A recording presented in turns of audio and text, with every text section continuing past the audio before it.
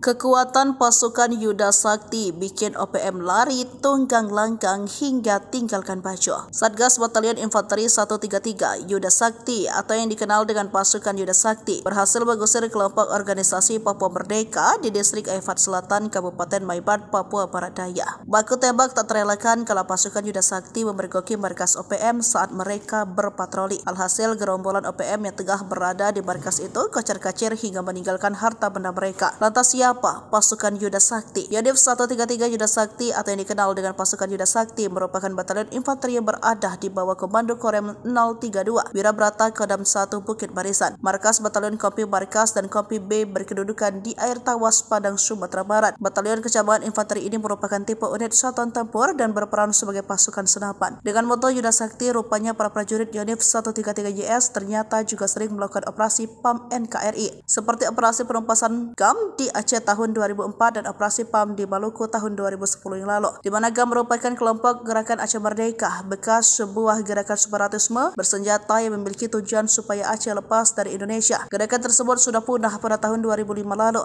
Tidak hanya sebagai batalion yang sigap angkat senjata, Yonif 133 YS ternyata juga memiliki tim Dragon Boat yang cukup kuat dan disegani baik di tingkat nasional ataupun internasional. Pasukan Yuda Sakti mendadak jadi sorotan setelah berhasil memukul mundur gerombolan OPM di hutan distrik Efat Selatan, Kabupaten Maibat, Papua Barat Daya. Komandan Satgas Yonif 133 YS Letkol Info Andika Ganesakti mengatakan tidak ada korban jiwa akibat dari kontak senjata itu, namun pihaknya berhasil mengamankan sejumlah barang milik OPM. Adapun barang yang ditemukan antara lain sejumlah atribut dan alat tajam berupa 2 unit ponsel Android, 5 unit ponsel biasa. Kemudian 1 baju bergambar Free Face Papua, 1 HT dan 1 kotak amunisi senapan angin, dan 5 buku bertuliskan mantra. Kemudian 1 charger HP, 4 senter, 2 topi, 3 gelang bergambar Free Face Papua, 1 buah bendera bergambar Free Face Papua, dan baju loreng puluhan anak panah dan solar cell, 1 kotak kawat las, alat-alat memasak dan bahan makanan.